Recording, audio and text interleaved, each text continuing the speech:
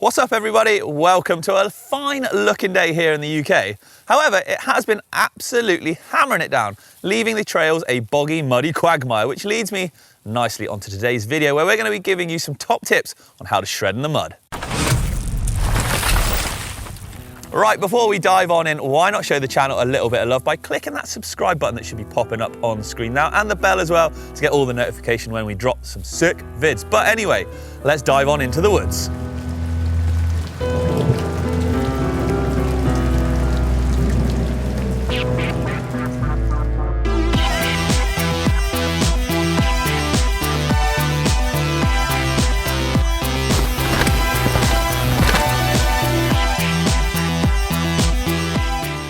Right, before we get cracking down the trails, let's talk about a couple of bits of equipment I think are imperative to pack when you're riding in the mud. First things first, a mud guard. Helps stop all the crud and crap flying up at you to keep your vision clear. And then talking of clear vision, some eyewear. Yeah, a good set of glasses or goggles is gonna make an absolute massive difference being able to see down the trail. Don't be a silly sausage like me and end up looking like this because you forgot to pack them. But hey, the show must go on. So let's get on down the trails and hit some mud.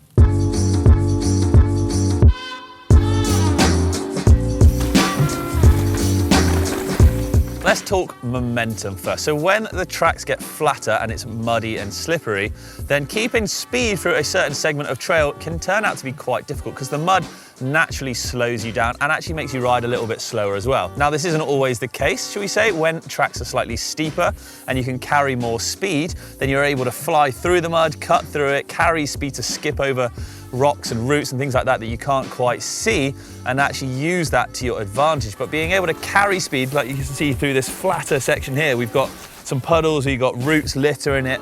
Keeping that momentum going is key because otherwise the slower the speed, the more likely you are to slip. Right, you gotta be vigilant in the mud, and I mean proper alert. Like anything could happen at the blink of an eye because the mud can hide so many things, like I've mentioned before, and especially in conditions like this. Look, it's autumn here in the UK or towards the end of it.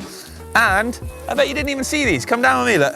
Hidden roots under here, hidden by all the leaves and the debris. See those big old buggers there?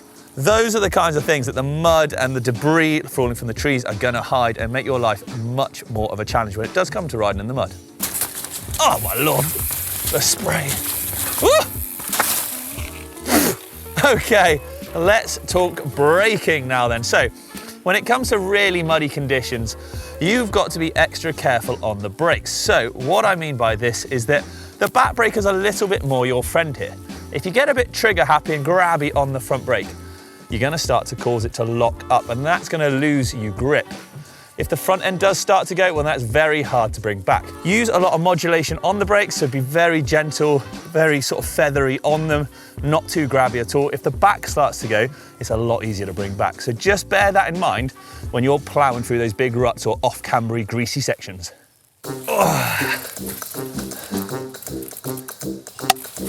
Right.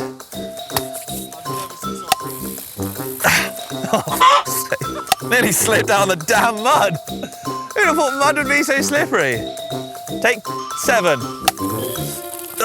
Right, let's my life. Okay, right, let's talk all things body position when it comes to riding in the mud, because there are some subtle tweaks that you can make to make you more successful. So first things first, pedals level, obviously that goes without saying, and you're gonna wanna make sure those heels are nice and dropped. That bike's gonna be dancing around all over the place, so being firmly in those pedals is gonna give you a good bit of grip, obviously, especially if you're in flat. Now, when it comes to where your body is actually in relation to the bike, normally you'd be fairly central, so you can move back and forth, left to right, nice and easily around the bike. What I would do in the mud is actually shift your weight ever so slightly back. So again, it helps drop those heels, and you're just looking up nice and far ahead to see what's coming up. What this is gonna do is actually unweight the front wheel ever so slightly so that actually it's carving through the mud. Now this can change in certain scenarios because you don't wanna unweight it completely because then it will wash out. So there's a fine line, which does make this sort of practice, if you like, quite tricky indeed. But especially sort of in the turns, if you're really front heavy, if your body weight's right over the front end and that suspension's compressing, all that's gonna do is push the front end out on a turn potentially. And well, you ain't bringing that back. So just by shifting your butt back ever so slightly, you can pull around the turn nice and easy, and then you'll be on the gas, plowing through that mud, ready to get out and get going.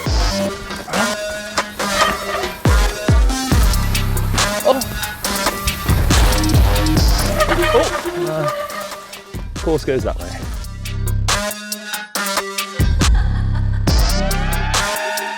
When it comes to mud riding, creative line choice can be super duper helpful. So here's a great example. I just come flat out through this section, and the mud and all the leaves and debris on the ground made everything look very similar. So you've got to be really vigilant with your line choice, because the track actually peeled off right, but I come flying out of the jump and nearly went straight on. You can see a big old skid mark there of mine where I nearly went off track. So being alert, being vigilant, and picking clever lines. So also looking out for drier, potentially grippier parts of the track as well. So you could have come out of this track here and gone for this big inside perhaps, or where it's slightly less leafy, because where it's less leafy and less muddy, there's more traction.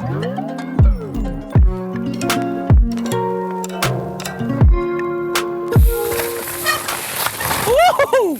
Right, let's talk about keeping things loosey-goosey, people, because when the trails get slippery, it's when party time happens and things can get just a little bit wild. So my first little recommendation here is that if you are a bit timid on the old muddy trails, then switching over to flat pedals if you are on clips could actually be a real good thing to boost up that confidence of yours, just because you can get your feet on and off really easy. If the bike starts to drift, you can dab or drag a foot along, things like that. Now, when I talk about keeping things loosey-goosey, I mean letting the bike move around underneath you, because it is so unpredictable. The bike might just suddenly ever so slip and slide around in just minute bits, but you can still feel it. So just being able to react really quickly to that, little dance move for you there, that keeping things loose and letting the bike dance and you on top of the bike can actually get you out of some pretty sticky situations.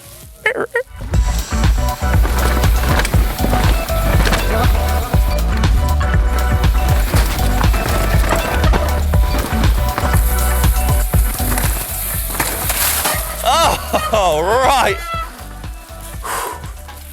Okay, that horrible little section there brings me nicely onto my final section, and it is commitment. Yeah, sometimes you just gotta hold her wide and let her slide, because riding in the mud is pretty scary, especially like I said, on those steeper tracks. You just gotta commit, you just gotta bite the bullet and ride it out, and just hopefully it works out for you. I know it's a scary thought at first, but the more we ride in the mud, the more your confidence, the more sort of that muscle memory, and the more that commitment will grow. It's good fun eventually, I do promise, but like I said at the beginning of the video, remember a mudguard and glasses, because you'd be crazy not to pack those. But anyway, that's it for today, people. Look, let me know in the comments below how you get on next time you head out on your muddy shreds, because I do love to hear. But for me, for now, I'm out of here. Thank you very much for watching, everyone, and I'll catch you later.